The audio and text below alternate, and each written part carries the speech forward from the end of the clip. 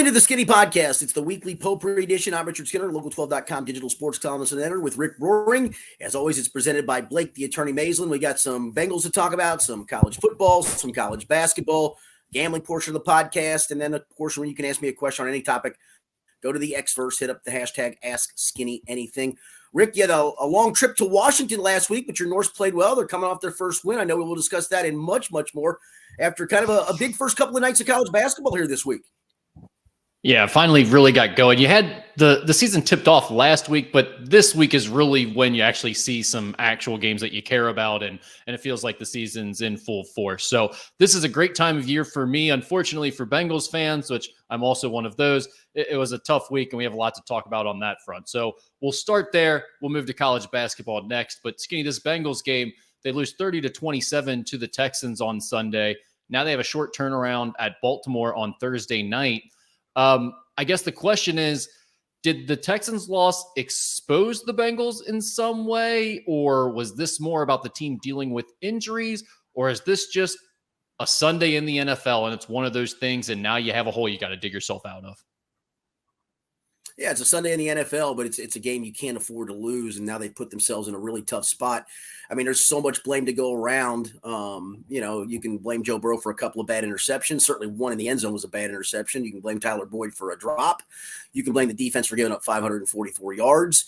And maybe I'm probably guilty of this too. Maybe I should tip my cap more to the Texans being a good team. I really didn't think they were. I thought, their wins were primarily over slop teams, and, rookie quarterback on the road, usually a dicey proposition, but they had a really good scheme. They ran the ball down the Bengals' throat, which was disappointing because the defense took a big step backwards. And you're right, they got to find it quickly. I guess the good part is you can't brood over that loss because you had to immediately flip the switch to get ready for Baltimore on Thursday.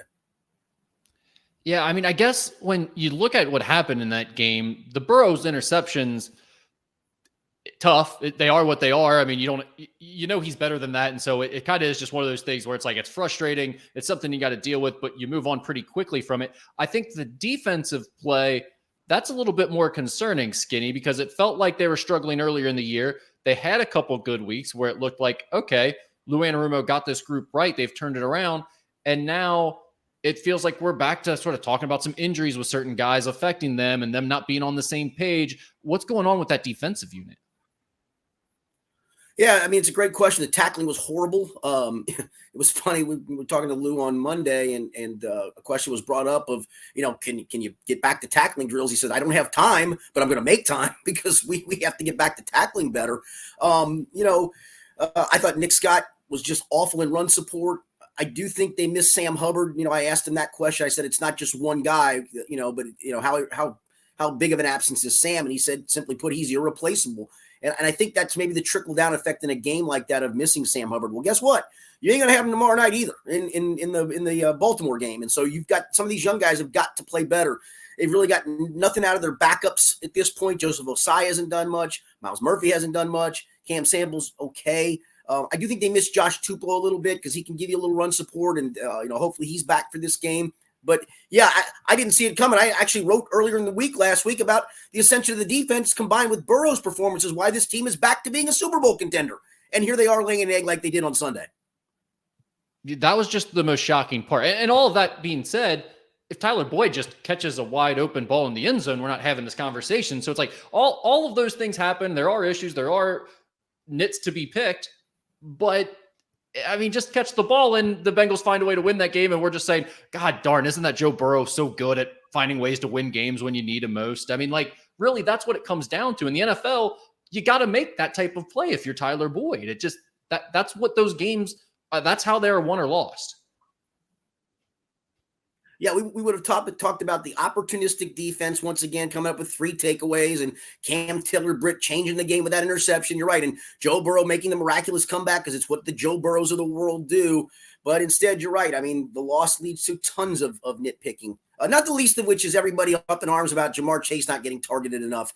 They didn't know going into the game what they were going to have with that guy. So give me a break, those of you that think that they didn't scheme him open and all of those things, because they didn't know what they had. He didn't know what he had till he could run around.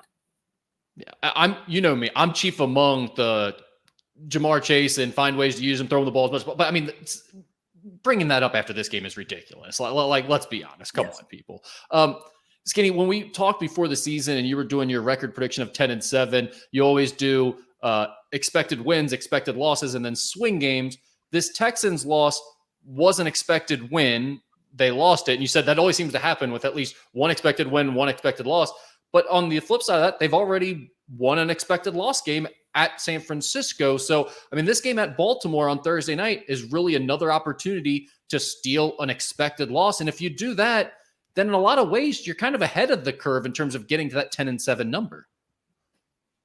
Yeah, in fact, I had the Baltimore game as an expected loss, and I had the Kansas City game. If we take those two into account, between the likely wins and then the swing games that are left, you could still get to 11-6 for goodness sakes. It's a big ask, mind you, because they'd still have to win at Pittsburgh and win at Jacksonville both, which I think they're capable of doing. But it is weird how it seems to find its way of one of those games you think's a win it always ends up at a loss, and all of those games you expect as a loss ends up as a win. So it usually does come down to the swing games, and they've got a couple of those still left to play. And you're right. If you go back and steal this one at Baltimore, then you are back ahead of the curve because you stole what was an expected loss. Yeah. Is this the most improbable road they've faced the playoffs over the last 3 seasons? I don't know. I thought coming out of the bye in 21, I mean, right, sitting at 5-4, having to go to Las Vegas, still having to go to Denver. They faced what looked like an improbable task then. Still had to play San Francisco, which they did lose to in overtime, and Kansas City, which they did wind up beating. It felt like an improbable run then. So it's weird that this is the 3rd straight season this team sits at 5-4 with kind of a, oh boy, where's this season going to go? The last 2 went in your favor. Is the law of averages catch up to you this year, or is it what this team is about? And that was point in my column after Sunday's game was, there's a lot of blame to go around, a lot of finger pointing that should be done. But, let's see what this team's made of resilience-wise. They've shown us they've had backs against the wall and come out swinging. Let's see if they do it this time. Yeah, well, the chances that the Ravens lose back-to-back home games doesn't feel great. Doesn't feel like the odds are in the Bengals' favor there after they just lost to the Browns at home, 33-31. The Bengals also already lost to this Ravens team earlier in the season, 27-24. Skinny, what stands out to you when you look at this matchup this time around? Do you see a reason to think it'll be much different? Yeah, I think much like the last few meetings, it feels like everything comes down to one possession. It was a one-possession game in Baltimore last year. They kicked the last-second field goal. It was a one-possession game in the playoff game that could have swung Baltimore's favor if Tyler Huntley goes up and over and into the end zone instead of fumbling and having Sam Hubbard run it back the other way. And the game earlier this year was a one-possession game, a 3-point game. It just feels like that's what these teams are destined to do. I do think it is a big ask without Sam Hubbard and with, at best, a limited Trey Hendrickson to ask the defensive ends of Joseph Osai, Miles Murphy, Cam Sample to fill in admirably. I just don't feel good about that, especially with the eye candy that Lamar Jackson presents in the run game. They're not running him quite as much. He's averaging the fewest attempts he's averaged since his rookie year, but he still does those read options where, again, it's incumbent upon the end to make that read, and he still can pull it at any time and fool you with that and get around the edge and take off. So it's a big ask this week, but that's why you drafted Miles Murphy in the first round. This is what you thought of Joseph Osai and been high on him the last few years. Step up and do your job, man. What's the latest on Trey Hendrickson's knee? Yeah, as we're recording this, he did practice on Tuesday night on a limited basis. The official injury report for the game isn't out as we speak. My guess would be he'll be listed as questionable. And again, even if he does play, it'll probably be on a snap count. I can't imagine he's in there a ton. Heck, he might even be in there on pass rushing downs only for all I know. So, he's still in with a hyperextended knee that sounded like there was a timetable to it. And he moved that timetable up quickly and was able to practice on Tuesday, which I think is at least a sign he's trying to give it a go. But even if he does, he's not out there for 100% of the snaps. I can guarantee you that. Yeah. All right. We'll come back to that game and talk about our predictions when we get to the betting segment. For now, we're going to move on to some college basketball talk. And we had some big games around the area over the last few nights. First among them was number 17, Kentucky, falling to number 1, Kansas as part of the Champions Classic on Tuesday night. Skinny, on one hand, that Kentucky loses a 14-point second half lead in this game, and you want to say, oh, that's terrible. How does that happen? All these other things. On the other hand, I can't help but watch that game and think there's a ton to like about this Kentucky team. And in a lot of ways, it's much easier to watch this team and much more fun to watch this team than it's been anytime in the last several years under Calipari. Yeah, I mean, you got Antonio Reeves making 3 of 17 shots, right? And maybe that's just his DNA, unfortunately, that in big games he crumples up. And I hate to say that because I know it's not the total sample size of Antonio Reeves, but it sure is the last 2 big games Kentucky's played. He can't throw one in the ocean.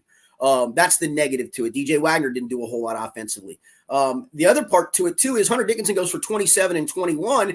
And then you only can imagine, well, what would have happened if you'd had at least one of the 3 7-footers who's unable to play? I think that's the upside to it. It's disappointing to your point that they blew a 14-point lead. We've kind of seen Cal's teams do that at times where they get a big lead and it feels like they just kind of hope the clock runs out.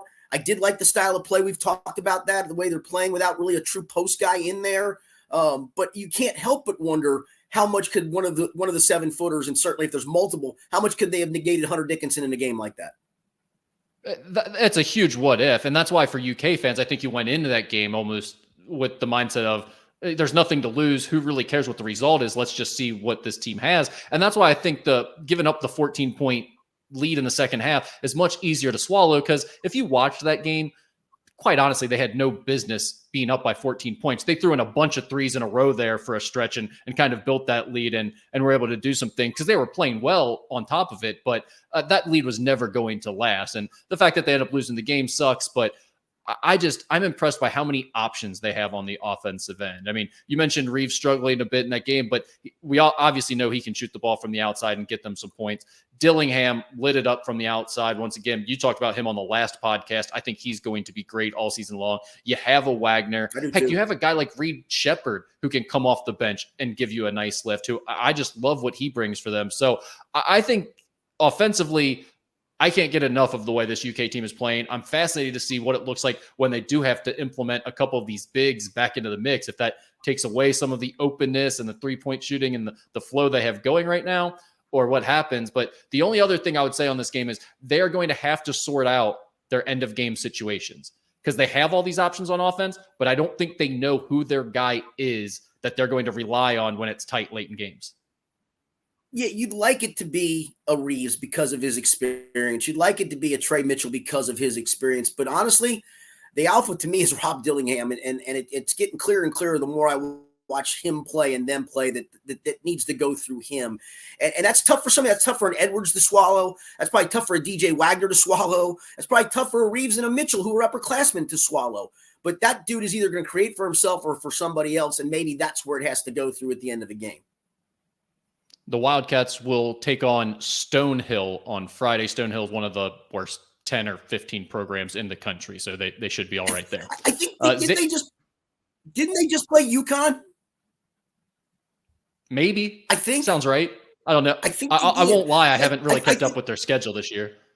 Yeah, I'm going to look it up as we talk because I saw a point spread on. It might have been Sunday. I think I saw like a 40-point spread UConn was favored by, and I swear it was Stonehill. Keep going.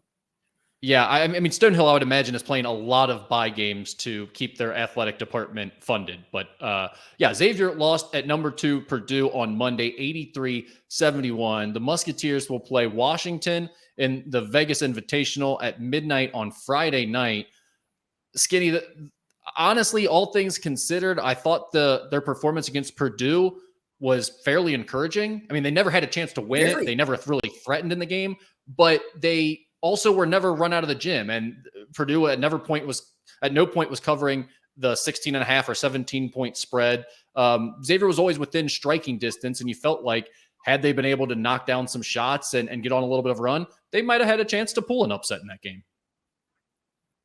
Yeah, I think the key is, and you got a couple of nice performances off the bench, but you know, what else can you get scoring wise out of the lineup? And I think that was the part of the problem. You were never going to guard Zach Edey in that game, so you just chalk that up to that is what it is.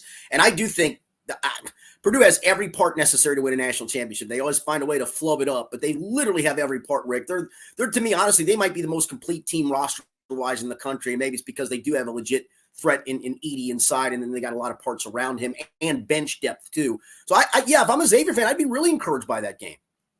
I agree with you about Purdue and the encouragement and everything like that. The only thing I'll say about them winning a national championship, and I think you have seen this last year and other years as well with his teams, they do not have the most dynamic guards. They don't have the most athletic guards. They don't. And I think in the NCAA tournament, when the always refs been a aren't guards willing game. to foul a big man out in the first half, and they're not willing to send Zach Edey to the free throw line constantly early in that game, all of a sudden you need your guards to step up and do a little more, and it's easier to take Zach Edey out as the go-to player. And I think that's the issue they face at times. So, I mean, that's another conversation for another day, but that would be my only take on Purdue.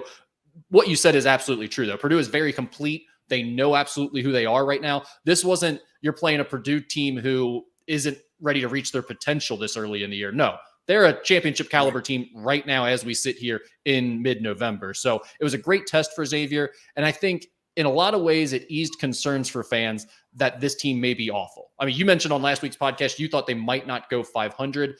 Where are you at now? Did this change your opinion on that at least?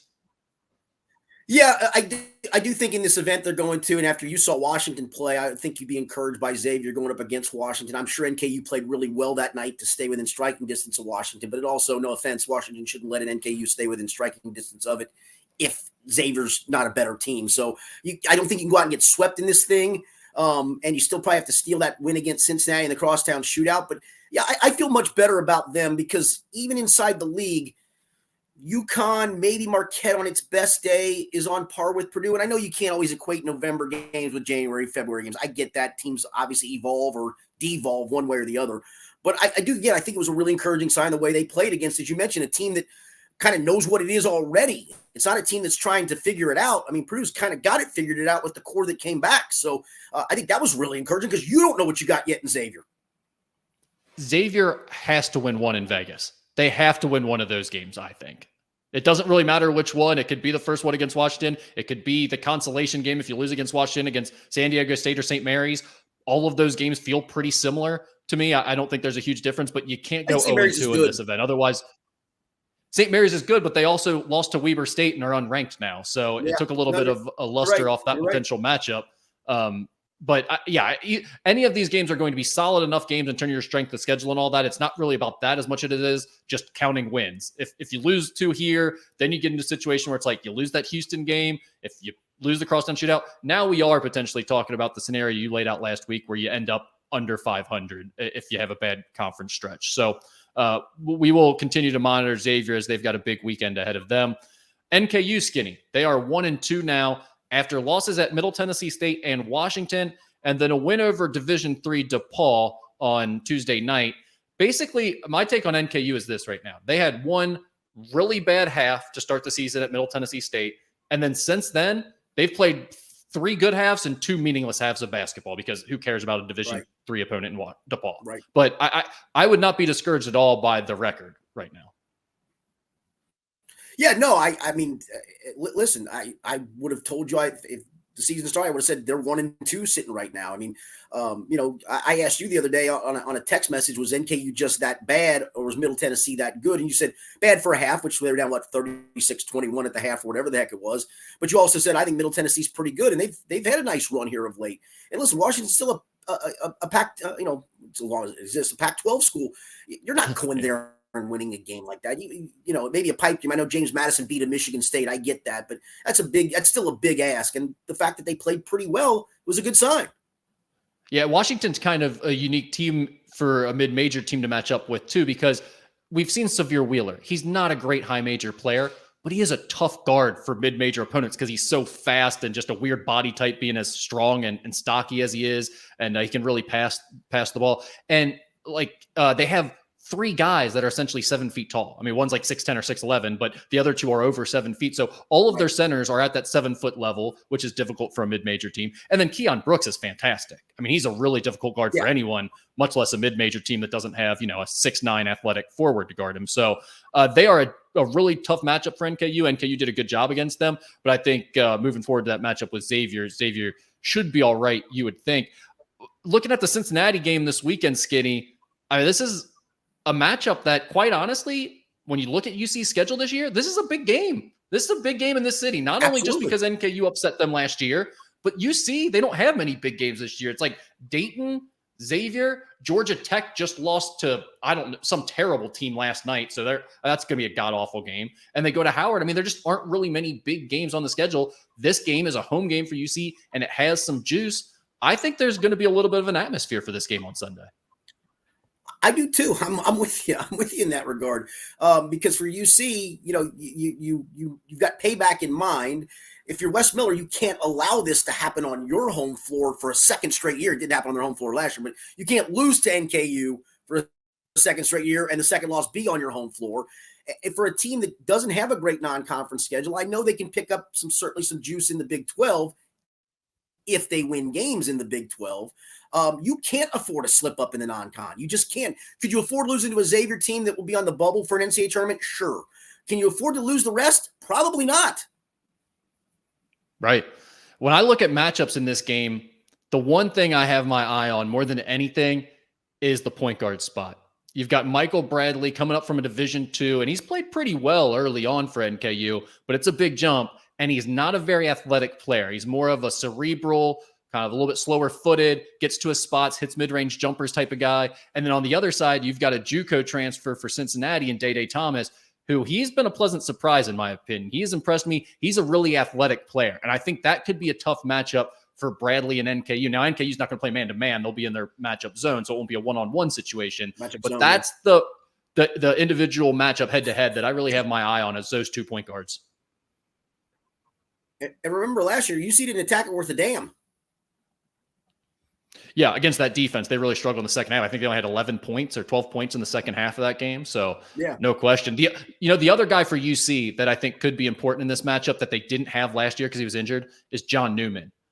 I'm not sure about him starting long-term for this UC team, but he is a good athlete and a good defender, and he's the type of longer, more athletic player that has given Marquez Warwick trouble on the offensive end because they can take him out of his game with a little more athleticism and physicality. If John Newman can provide that for UC on the defensive end, that'd be a big deal compared to last year because they didn't have a great answer defensively last year for NKU. I will say this, though. This will clearly be the best team UC's played so far. Yeah. Oh, yeah, without question. Speaking of which, they're 3-0 after wins over UIC, Detroit Mercy, and Eastern Washington so far. I mentioned Day Thomas being a pleasant surprise, but aside from that, Skinny, the offense for UC has really kind of been evenly distributed. And I don't know if that's a good sign of, hey, maybe they have more options and more guys willing to step up than we thought, or if it's more of a thing of like, yeah, you got 3 or 4 guys scoring in double figures against UIC, Detroit Mercy, and Eastern Washington, but do you just lack a true go-to scorer when you start facing real competition? And that's what we're going to find out. But right now, if I'm a UC fan, I'm definitely betting on the former. Like I'm pleasantly, pleasantly surprised, but I'm encouraged by the fact that multiple guys are stepping up and scoring right now. Yeah, and you really haven't gotten a ton out of Victor Locken offensively. I'm not asking for a ton, but I would expect more, especially against the level of competition. And you haven't gotten a ton out of that spot at the moment. So, and I do think that they do have guys who can score individually. Jizzle can score. Dan Skillings has shown he can score. I think those Day time. I mean, that is a nice sign. But to your point, when the game is on the line and you got to have a bucket or you've got to have somebody carry you for a stretch against a really good team, who is that guy? I just don't know who that is at the moment. And I don't think they do either. Yeah. I do think CJ Frederick knocking down some outside shots is helping their offense a little bit because last year it seemed like they struggled to find a reliable shooter. Yeah, Rick, I do too, but I just don't think he's ever going to carry an offense.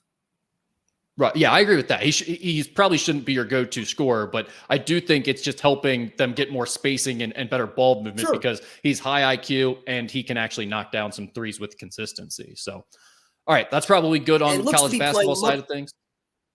Go ahead. Yeah, and I will say he looks much more relaxed than he did at Kentucky. I mean, and good for him. I hope this works out for him because it was a rough stretch for him at UK for sure. I did look it up, Rick, by the way. Stonehill's last 2 games, that's Kentucky's opponent on Friday. They lost to St. Joe's 100-56 and UConn 107-67. Ouch.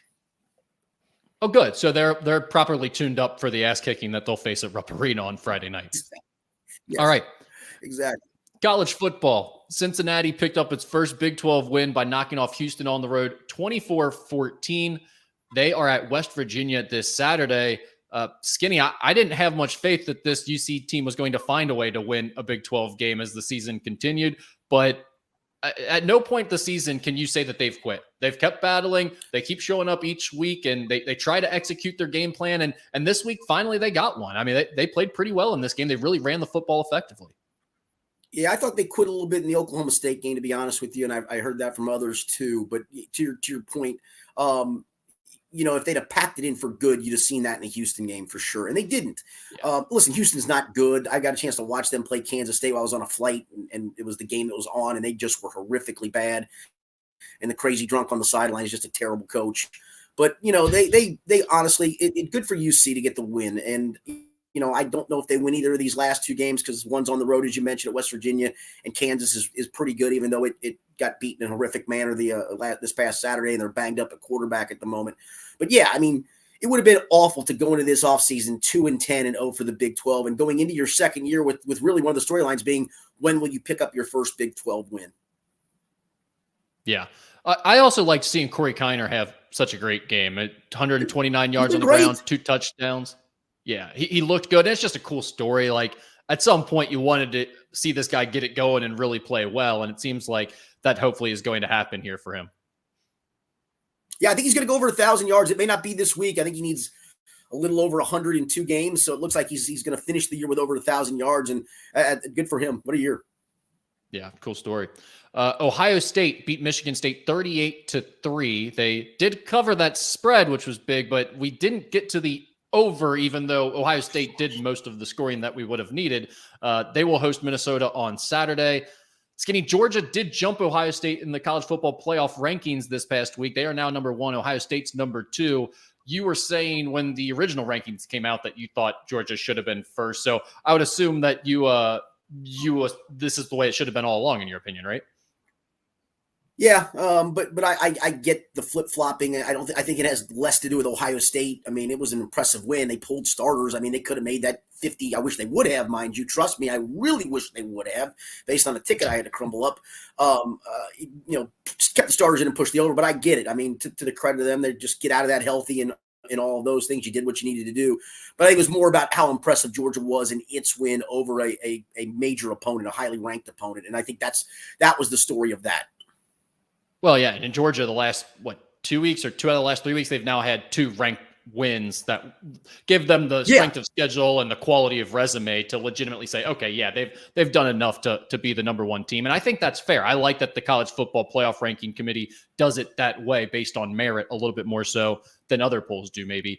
Skinny, is it crazy to talk about Marvin Harrison as being the best Buckeye ever? I asked that because I listened to an Ohio State podcast this past week, and they were having that conversation on the podcast. And at first I was like, come on, guys, let's relax. But then I thought about it for a little bit, and he is so damn dominant. Like, I know Archie Griffin exists.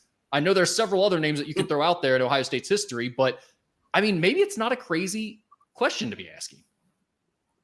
Hop along, Cassidy. You can go on and on. Like, there's probably 10 names that you can throw out right now that are elite players. Vic Janowitz. Go look him up. I actually went through the list. Yeah. Like, there's been so many stories published of the best Ohio State players of the last 5 decades or whatever, things like that. I've looked through all of those, and I'm like, God, there are a lot of names. I mean, I don't know how you choose just one. For me, it'd probably be Archie Griffin, just because it's, you got the notoriety to it. But, I mean, honestly, Marvin Harrison's as dominant as a player that I can think of at his position.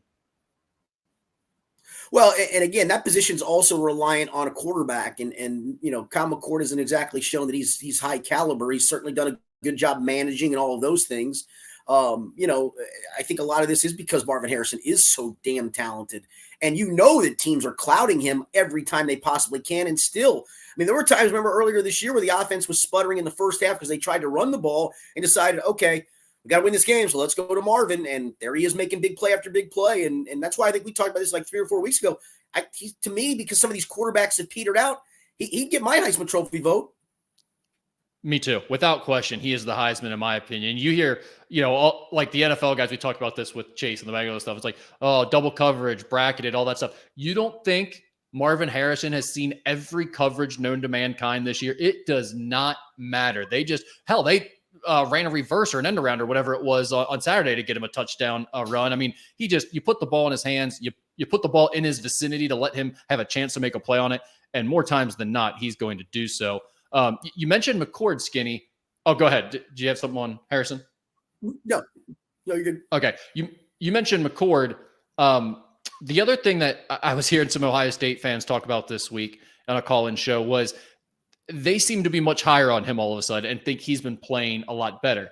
I wouldn't necessarily argue with that. I do think he's played well the last few weeks and made some really good throws, but my concerns about him aren't really related to whether or not he can be elite against a Minnesota or a Rutgers or a Michigan State. It has to do with when you face an elite defense like Michigan or Georgia, can he handle the pressure that those teams are going to put on him and still play like this? And I just don't think we really have an answer to that right now because these types of teams aren't putting that pressure on him. But I also go back to the one thing he doesn't do, and listen, I don't want to put him in Craig Krenzel territory, although Craig Krenzel still made one of the great throws of all time in Ohio State history against Purdue the year they won a national championship. I mean, he's not that game manager-ish, but he doesn't make mistakes. And when you have that defense as dominant as it can be, and maybe it won't be when it faces Michigan. Maybe it won't be if it goes in the college football playoff and plays a higher caliber offense. But for the most part, again, we're both high on that defense. Don't put them in peril. Don't do anything dumb. And I think he does a really good job of that and occasionally making a big throw or two along the way.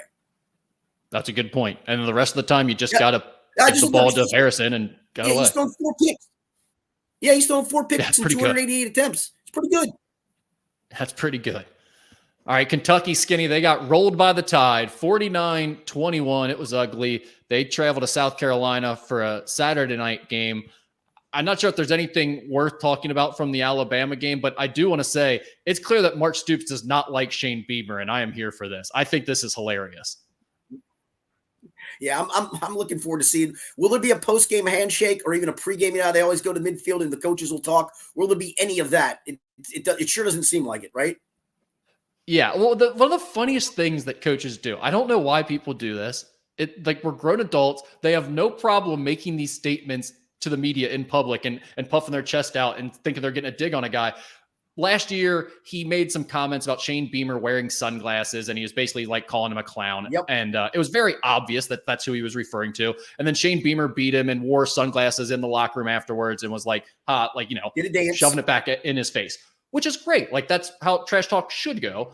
And now this year, people are saying, hey, it doesn't seem like you and Shane Beamer like each other. And Mark Stoops is like, I have no idea where you would get that idea. That's crazy to say. Like, okay, now it's obvious you clearly don't like him because you're denying it that's correct vehemently. And second of all, why? Why do you have to do this? You said something dumb about him last year. He threw it back in your face after he beat you. You can either leave it at that and laugh about it, or you can be like, no, I genuinely don't like the guy, and I'll take shots at him again this year. But like doing the whole getting mad at reporters for asking the question and acting like there's no history between you two is just silly. Why do people do that? It is. I will say the stakes of this game, though, are pretty high for Mark Stoops. He's not in danger of losing his job, but I think the fan base has hit a bit of a wall here. Listen, it's been a disappointing season. I can look back at these losses in retrospect. Alabama's, you're not beating them. Georgia, you're not beating them. It's disappointing to lose to Missouri and Tennessee, but the more Missouri plays, the more legit it looks. And one of Tennessee's losses, actually 2 of Tennessee's losses actually 3 of Tennessee's are to Georgia, Alabama, and Missouri, and I think they're legit. So I can live with those 4 losses. I'm not sure I could live with a loss at South Carolina. We'll find out what the Louisville game brings and whatever the bowl brings, and that's become such an afterthought anymore with guys opting out left and right. This would be a disappointing one to lose because Rick, you could still wind up with a losing record this year if you lose this one, the Louisville game, and a bowl game, and that would be highly disappointing for where this team was and the expectations for this team when the year started. That will be looked back at as a disappointing, or an embarrassing season for Mark Stoops if they end up with a losing record. There's just no way around that. Yeah, and the flip side is you could still wind up 9-4, and when you look back and go, all right, they lost to Alabama and Missouri having a special year, and Tennessee's just better, and obviously Georgia, I can live with that. Not happy about it. Not the end of the world, but it is funny how much this game could potentially flip the entire narrative of the season. Louisville will play a big role in that too, but these last 2 games will definitely change how we view this entire season and where Mark Stoops is at in this program. So Anything else on the college football front, Skinny? No, I think we covered it. All right, let's we will skip past the Michigan stuff for the time being once again. Although that is just tremendous theater. I mean, it's like continue. I don't think I can think of another scandal that has lasted this long and been this entertaining the entire time. Jim Harbaugh died, and we won this game for him, man. We won it for him, and he's dead. He's not dead. Was that the funniest interview you've ever seen? Dumbest. It was honestly, it was ridiculous, was what it was. Ridiculous. Man cussed like 14 times in 30 seconds. Yeah. I don't even know whatever his coach being suspended and them winning. I'm not sure what he was crying for. It was so bizarre. Somebody needs to tell him as the head coach when you get interviewed after a game that there's a little line of decorum you must have. Okay, that, you can curse with your guys. And you can maybe drop a suitable curse. You can't do that, my man. I mean, you have to understand the role of a head coach. You have to have some level of decorum there, Chief. Well, and I think you can get away with one. Like, you can drop that first F-bomb, say it, and be like, oh, what a passionate moment. But when you come back and then drop the S word like 10 seconds later, now it's just like, all right, what's this guy doing? Just randomly cussing on TV for the fun of it? It's strange. And now when you're up for a head coaching job, if you ever have that opportunity, people are going to be calling this. People are definitely going to look at that interview and be like, this is not a head coach. This guy is not head coach material. Sorry, it's just how it works. I mean, you literally would have thought that Jim Harbaugh had died the day before, not been suspended, that he somehow passed away, and the kids won it for him. I thought it was like, remember the Titans when the guy gets hit in the car crash, and then they have to play the state game. He's in his hospital room. I thought that's what was going on with Jim Harbaugh for a second. Then I had to be reminded, oh no, he's just a cheater and he's suspended for cheating. That's what happened. Exactly. What a clown. Yeah. All right, let's get into our betting picks for the week. I was 4-4 this past week. You were 3-5. I mean, just you want to be good or you want to be bad if you're doing a betting segment. That way the people can follow your picks or fade them, and we are giving people none of the above. So you are now 40, 34-2 overall. I am 38, 36-2. And we'll start with the NFL this week because the Bengals have a Thursday night game, 8:15. The Ravens are a 4-point favorite in that one. The total is 46. All right, one thing here, too. I just got the Bengals injury report. I mean, people are going to know it by the time they probably listen to this podcast. But Trey Hendrickson is not on it at all. He's not even listed as questionable. That is absolutely stunning to me. In fact, he was a full participant in today's walkthrough as well. Now, it is just a walkthrough, but he was a full participant, and he's not listed on the injury report. T. Higgins and obviously Sam Hubbard are out. Andre Yoshavash is also out. But Josh Tupou is back, and Hendrickson is at least – he's not even questionable. So pretty stunning there. And maybe because of that and because of the way these two teams play – the 4 points feels like a gift. I think it comes down to a field goal possession either way. I think it creeps barely over the total. I'm going to go Baltimore 23, Bengals 20, just because of the home field advantage. The fact the Bengals have lost 14 straight primetime road games. Now, the flip side is, and I saw this stat this week too, I believe Joe Burrow's last 13 games as an underdog, I think he's either 12-1 or 12-0-1, which is pretty stunning to me. So it's pick your poison. Is it the Joe Burrow stat you take? Or is it the negative primetime stat you take? I'm going somewhere in the middle, and the Bengals cover. I am going to ride the Joe Burrow train because not only of the underdog stat that you just threw out there, but this feels like the situation where the Joe Burrow narrative either continues to be just otherworldly and just a total fantasy storybook career that he has going on here, where every time his back is up against the wall and every time it feels like you're about to count him and his team out, he finds a way to lead them back and win. I think that's real. I want to believe in it. I'm going with my heart here and saying the Bengals find a way to win this game. And I do like the under here because if you look at the games between these two teams the last few years, you have like the one game where the Bengals put up 100 million yards or whatever it was. And we were making fun of 8th, 9th, and 10th quarterback. Yeah, we were making fun of that guy they call Wink. But usually these games are low scoring. The Bengals hold them right around 20 points or under. So I'm going to go Bengals 21, Ravens 17, Bengals and the under for me. All right, Saturday at 2:30 p.m., we've got Cincinnati at West Virginia. The Mountaineers are a 6.5-point favorite. The total is 54.5. Yeah, I think going on the road back-to-back weeks is tough. West Virginia's coming off an ugly game itself at Oklahoma, but I think being back at home, I hate to do this. I mean, you could think UC's got a little momentum going, but it also to me almost feels like, hey, we got our win, we did what we needed to do, and now they're going on the road. I just think it's a big ask here. I'm going to go West Virginia 34, UC 20. 34-20. So that is actually the under by half a point as well. So you're going West Virginia and the under. I like West Virginia here too. I think this is going to be a fairly close game, but this has actually been a nice season for West Virginia. They were a team where their coach was on the hot seat coming in, and I think a lot of people thought they could have been one of the worst teams in the Big 12, and they still might be, but they've found a way to win enough games to have an above 500 record. And I think overall the vibes are pretty positive there. So especially when you compare it to the situation in their basketball program, everyone is still very much in football mode out in West Virginia right now. So I'm going to go West Virginia in the under here, 28-21 for me, the final score. That brings us to Saturday at 4 p.m. We've got Minnesota at Ohio State. The Buckeyes are a 27.5-point favorite, and the total is 49.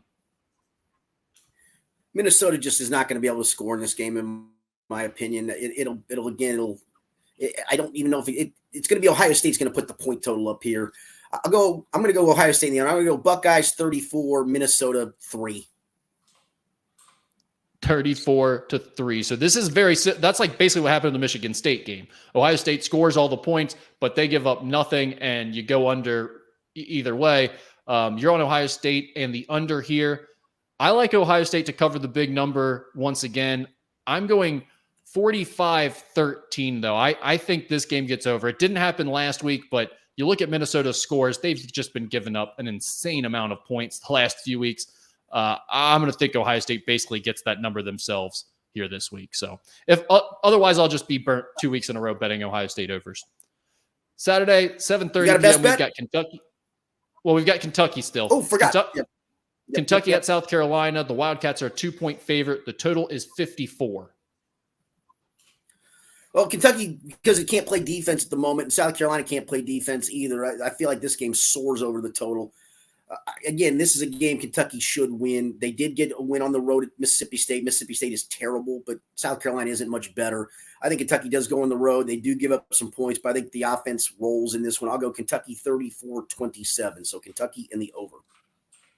34-27. So if you look at these two teams, they have been over teams this year, and defensively, they are not very good. And so that's led to a lot of high scores in their games.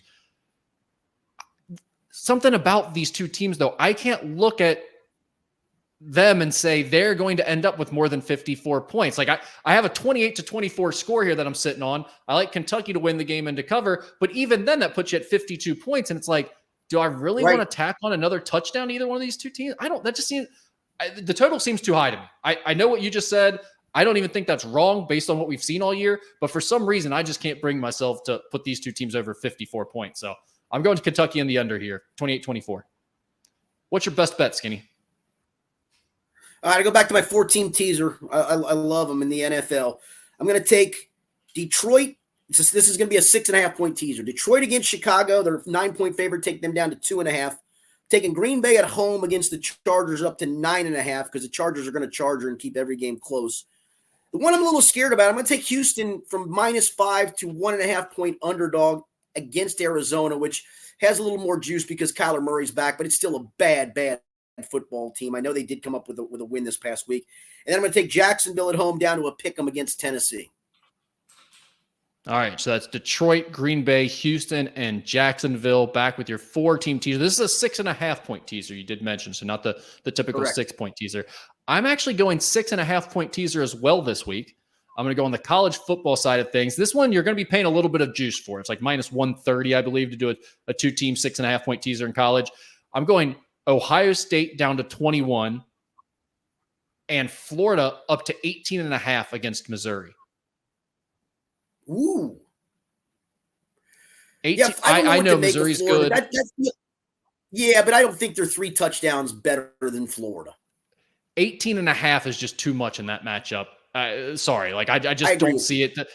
Yeah, I love that, pushing that up to 18.5 number. It feels I feel like that's automatic to cover. The Ohio State one, I'm honestly more concerned about going in. So that's what it is. 6.5-point teaser, Ohio State to 21, Florida to 18.5. And that is our best bets of the week. And we've got an extended version of Ask Skinny Anything this week. So let's jump into that. If you could pick any former Bengals player to be on this year's team, Skinny, who would you pick and why? David Fulcher at safety, because he's terrific in the run game and he's also a ball hawk on the back end. I think listen, I probably soft shoot the loss of Jesse Bates and Von Bell more than most because I really thought it wasn't going to be that great of a loss.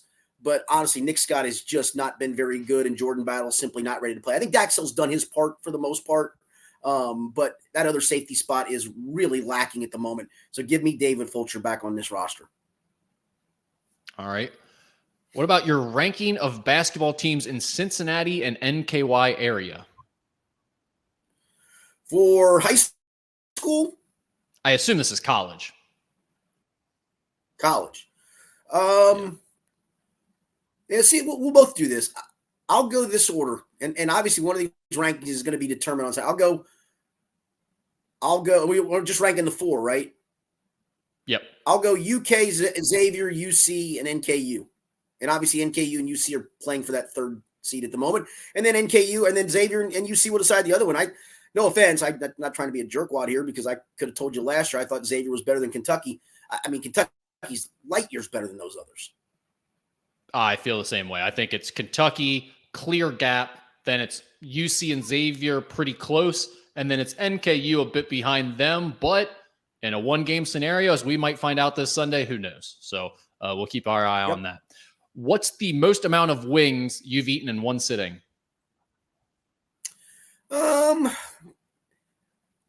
Probably 18 because I think it's the biggest order I could get at Buffalo Wings and Rings, and I'm not sure I would have wanted to do more than that.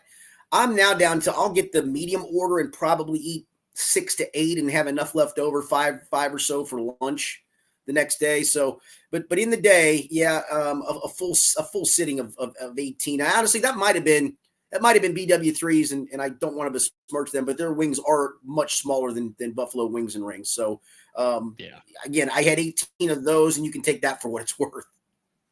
Back in the day, they used to do all-you-can-eat wings at Hooters on Wednesdays or Thursdays. Oh, I remember. I tried. You know what? I did try that. You're right. Yeah. Yes, I did try that. It was like $20 or maybe a little bit more, and they would give you 20 wings to start with, and then they'd bring you a plate of 10 for each subsequent plate. I remember that. So I think at one point I did at least like 28 or 29. I remember getting to the second plate, getting mostly through it, and then just being like, I'm not even attempting any more than this. So, yeah, I think Gamble and I tried that with another buddy of ours after a softball game once down at the Hooters in Newport. I don't remember the exact count that we got to, but I do recall doing that. And I do. It's funny. I love their wings. I haven't been to a Hooters in a long time, but I really do like their wings, and they're usually pretty big.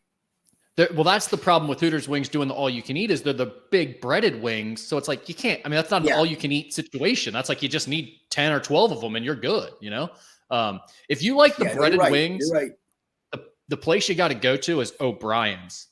O'Brien's has tremendous breaded wings. You got to get them breaded though. Yeah, no, outstanding. Absolutely. Outstanding.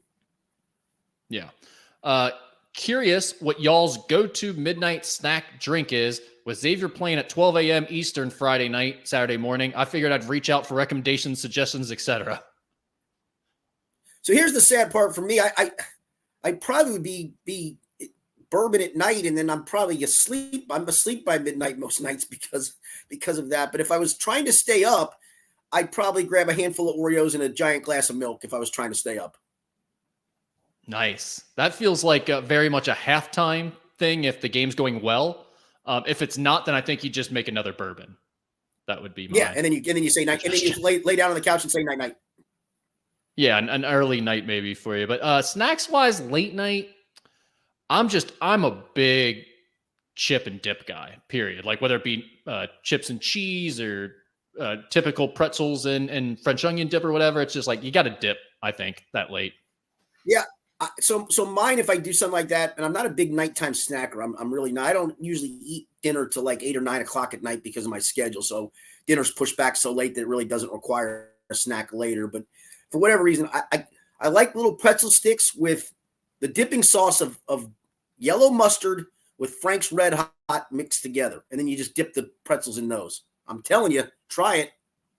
I've never done that before, but I will be trying it tonight, I will say. Like, that's going to happen. I don't understand why that would be good, but I'm very much a trier. If I hear about something and someone else says it's good, I've got to do it once. So I will be trying mustard and Frank's Red Hot. Yep, good old yellow, just regular yellow mustard with Frank's Red Hot. Mix it around really good. I'm telling you, you'll thank me. Text me when you taste it. I will. Sounds up my alley. I like hot sauce. I'm not a huge mustard guy, but we'll figure it out. How do you cook your bacon, Skinny? I'm kind of on that medium side. I don't like it overly crisp. I don't like it that underdone where it still doesn't look like it's cooked. There's a fine line for me. And I usually do it in the microwave. I can do it on the stovetop, and I've done that before too. It's usually easier to control, but in the interest of time, I usually just pop it in the microwave. I'm not a huge breakfast guy. I will say the spread at Paul Brown Stadium on game days is not the best, but I do love me some Paul Brown Stadium press box bacon. It's some of the best around. It's crispy. It's crispy bacon. Yeah, but it's kind of in that middle to me. I try to stay away from the crispier pieces. There's ones you can pick out that are just the right texture and doneness for my liking. I prefer my bacon to be like the wiggly, the underdone bacon, the not crisp bacon. But regardless of where it is on the spectrum, it's got to have like the fat bubbles. You know, if you've cooked all the fat bubbles out, it's just like the hard, dark pieces of bacon. That's no good. It's got to at least have those weird, fat, bubbly pieces. That's the tasty part. Yes. Yeah, you got to have that. Can Skinny power rank the Bengals beat writers on their ability to chug a beer? This obviously stems from you being iced, but it was actually Bud Lighted, where you were forced to chug a Bud Light in the press box at San Francisco, I believe. In San Francisco, yes, correct. And I did it. So I in the interest of that, I'm going to rank myself number one until somebody can show me otherwise, right? I got it. That's right. Easy number one. You've proven it. Yeah. I'm going to put it because I've drank with both these guys. They're world class. 2A and 2B would be Jay Morrison and Paul Dehner, and I'm not sure in what order I would put them. Dehner first in a chugging thing, right? He's just got a bigger frame and bigger mouth. I feel like that leads to easier chug ability. Correct. I'll put James Rapine probably right behind them at number 4. Really? Yeah, he's number 4. Ben Baby isn't a big beer drinker. He's more of a liquor guy. I'd put him behind. I'd put Charlie Goldsmith probably 5, even though I haven't seen Charlie chug, but Charlie will have a beer or two. And then Mike Petraglia and probably Ben are near the bottom. I have to get Kelsey Conway I want to see what she would do if I iced her. I've seen her drink, but I haven't seen her chug. That's what I'm saying. Where's Kelsey? Maybe she'll move up the rankings quicker. Yeah, I'm going to put her ahead of Ben and Mike, actually. Okay. All right. What is the worst question you ever asked to an athlete or coach and the answer? And what is the best question you've ever asked and the answer? Well, I thought it was the worst question ever because of the reaction I got to it. And in retrospect, it was. And I was I was doing UK games on the radio for the student station while I was in college. And because of that, I was allowed to go to Joe B. Hall's. They used to have a press luncheon before games. And it was literally just Joe at a big head of a table and the writers and Broad, whoever else was there kind of around the table. And then you'd ask him some questions. And so it was when James Blackman was a freshman and he played pretty well early. Then he started getting benched. And I just simply asked the question of, do you feel like, James's progress has been stunted by his lack of playing time? He goes, that's a stupid question. Next question. And to Jerry Tipton of the Herald Leader's credit, he goes, I don't think it's a stupid question. Could you answer it? And I went, oh, I thought it was a stupid question because he told me it was a stupid question, but it was just him trying to intimidate at the time. So that's one I still feel pretty good about, even though I was told it was a stupid question. Okay, can I follow up with a question? Because I've been asked this multiple times about you in this segment of the podcast. What is it about you that I ask a question like that? And to be full disclosure, you never see these questions. Like we don't talk about them beforehand. You don't go into Twitter and find them beforehand to prepare answers. Like these are all just off the top of your head. No matter what it is, I can say, what's your worst memory from Halloween? What is the one time you got in the most trouble? What is the best answer? You always have like a reference, a story ready to go. And it might be from 30 years ago, it might be from 12 years ago, whatever. You always have it ready to go. Is that like just how your brain functions? You just can like access the files in there that easily, or what is it? Because I get people asking me about that all the time. Yeah, how good you are just coming up with a story like that. Because my brain is full of nothing but mush and minutia. That's all it is. It's not full of anything. I can't do my own taxes. I don't balance our checkbook. I can't do any of that stuff. I have no DIY qualities whatsoever.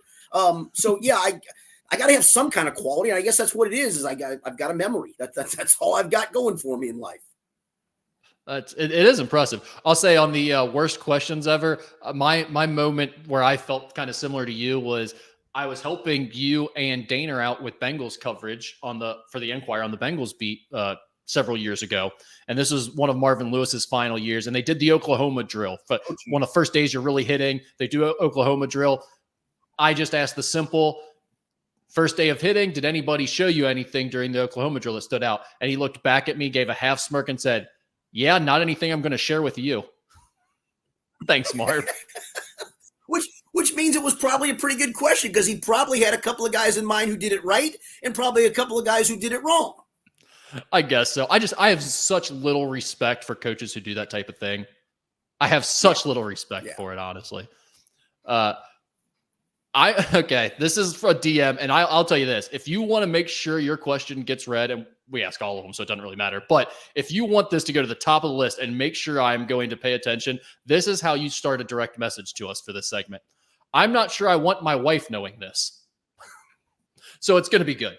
This past Sunday, I had a $25 parlay bet to win $2,000.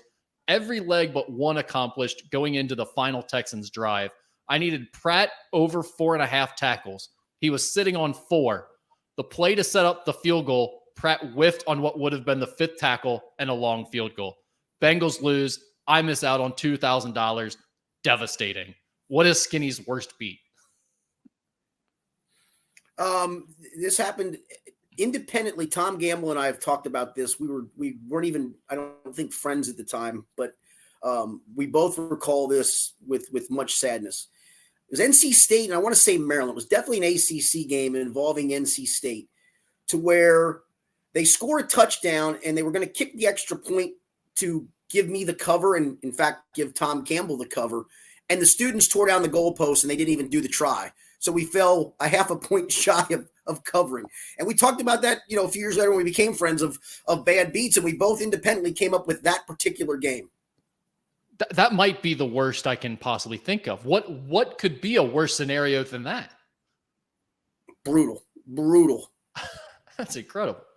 I will say, I feel bad for him. I did ask, in case this guy's one, I did ask Lou Anarumo about the Jermaine Pratt play that he's speaking of. And listen, Jermaine's made a lot of those plays, right? Where he's remember the one last year with Kelsey where he ripped the ball out in a key spot here in Cincinnati. And I said, is there a fine line there? Because they don't make the tackle and that would have been a longer field goal if they had. And he said, listen, I know where you're going with that. He goes, you're not wrong. But he said, Jermaine being the second man in that circumstance, that's what we teach the second man in to do, is to rip at the football. Would it have been nice for him to get the tackle as well? Absolutely. But he goes, to his credit, he's like, I know your point, because it did. And he said, we should have made the tackle before the rip happened. So there's that concept. But Jermaine being the second man in, I think he was more than willing to let him go rip the ball because he's done it before. Well, yeah, one, I wouldn't necessarily put the missed tackle on him. He looked the worst because he was trying to strip the ball instead of make the tackle. But I don't know that the missed tackle. It cost my man $2,000. It sucks if you're betting on it.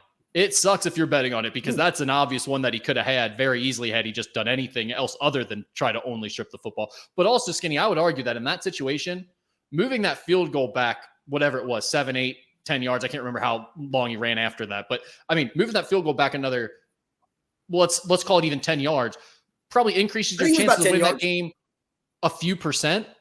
If you strip the ball, you win the game. So it's like, well, no, it goes over. Upside of his, we're going to overtime. Okay. Yeah, true. Fair enough. But I mean, you put yourself in a completely different situation. Your chances of winning the game go up way higher if you make that play on the strip than if you make the tackle and they still kick the field. And he's done it. And that's the thing. He's done it before. He's done that exact same thing before. Yep. I'm sorry it cost you $2,000 though. I guess I'd have to ask this question of him. Was there any point before that last drive where they gave him a buyout? There's no, I can't imagine I would have taken the buyout. Well, I don't know. If he already had 4 tackles, I might not have. But the problem with that is I don't think they typically do buyouts like that on player props.